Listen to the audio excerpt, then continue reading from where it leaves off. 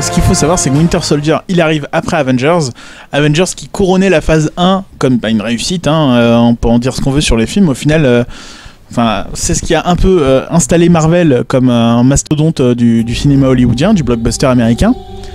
The Winter Soldier, il était quand même au final pas mal attendu parce qu'il était censé traiter dans ses trames scénaristiques de beaucoup de choses qui sont importantes au cœur du Marvel Cinematic Universe, au niveau de la cohérence, hein, tout simplement, c'est-à-dire le Shield, tout ça. Pour pas mentir, je l'ai pas vu au cinéma non plus. Pour pas mentir, j'ai commencé les comics à ce moment-là, mais j'étais plus d'ici, donc Marvel m'intéressait moins.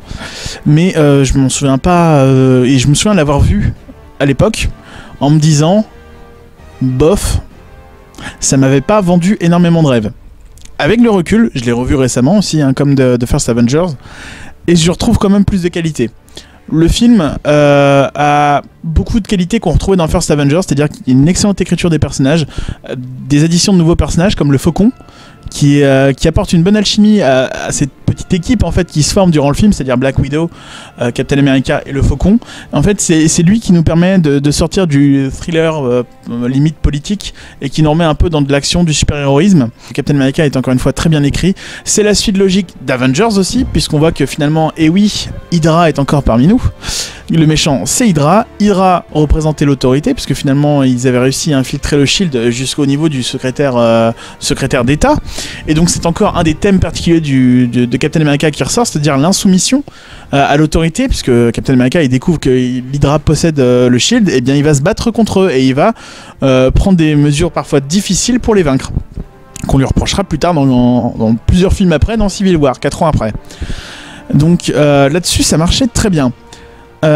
Les bémols maintenant, là où The First Avengers il avait ce petit feeling à l'ancienne, limite de cinéma d'espionnage à l'ancienne, là on est sur un thriller politique un petit peu plus lambda, que ce soit au niveau des décors, que des ennemis, hein, parce que dans le premier on avait le droit à des simili nazis certes, mais Crâne Rouge avait un charisme incroyable. Là où Robert Redford, il joue un méchant politique, c'est pas hyper intéressant. Ça laisse pas non plus une claque rétinienne. Là où finalement Hugo Weaving incarnait son personnage, certes en 2 dimensions, mais alors qu'est-ce qu'il l'incarnait bien quoi. Crâne Rouge, c'est Hugo Weaving. D'ailleurs, on attend toujours. Où est Crâne Rouge dans le Cinematic Universe? J'aimerais beaucoup qu'il le ramène. Mis à part ça, donc le film est un petit peu plus passe-partout. Voilà, on va se battre sur des parkings. Quelques bonnes idées par contre, par exemple Zola, le retour d'Arnim Zola, le fameux méchant nazi aussi, qui dans le premier film était un petit peu plus en nuance. Il avait peur Crâne Rouge et surtout il trouvait que finalement il allait trop loin. Alors dans le deuxième film, c'est l'inverse.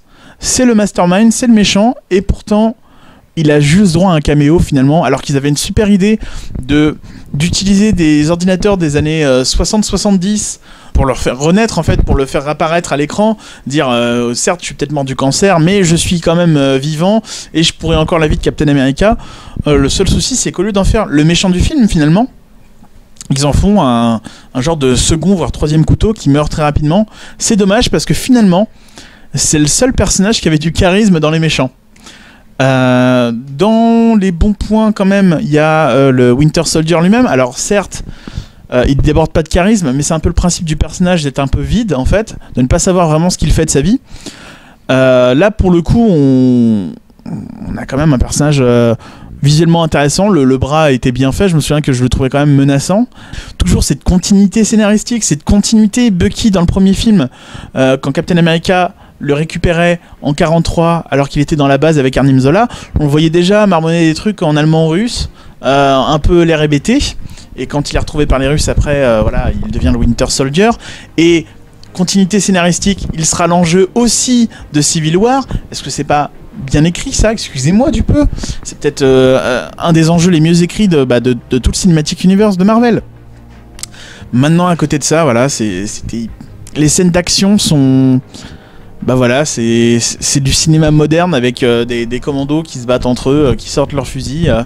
C'est vrai que Captain America, il a encore un peu ce petit côté, on sent qu'il n'est pas encore sorti de la glace depuis longtemps. Par exemple, quand il poursuit le Winter Soldier, par moment il court tellement vite que pour prendre un virage, il va se prendre le mur avant de repartir.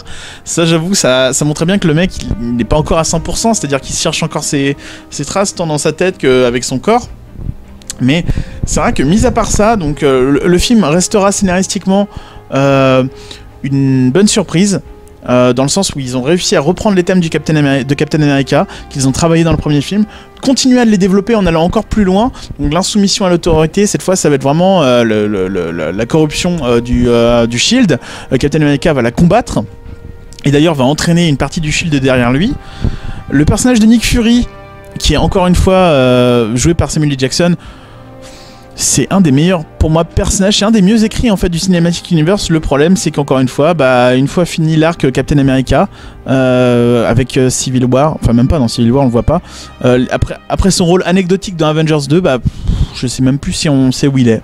C'est pour moi une bonne suite à The First Avengers, mais qui manque de charme en fait, qui manque presque d'identité. Par contre, au niveau scénaristique, on a un excellent travail, avec une continuité scénaristique, une continuité tout court, une notion que nous, les fans de comics, on adore, et qu'on retrouve malheureusement pas assez souvent dans le reste du Cinematic Universe. Et c'est quand même bien que la cohérence soit conservée sur ces films, et c'est pour ça que pour moi, depuis que je les ai revus, les films Captain America, ils ont une petite place dans mon cœur de fan de comics, parce que je les trouve plus cohérents que le reste du Cinematic Universe.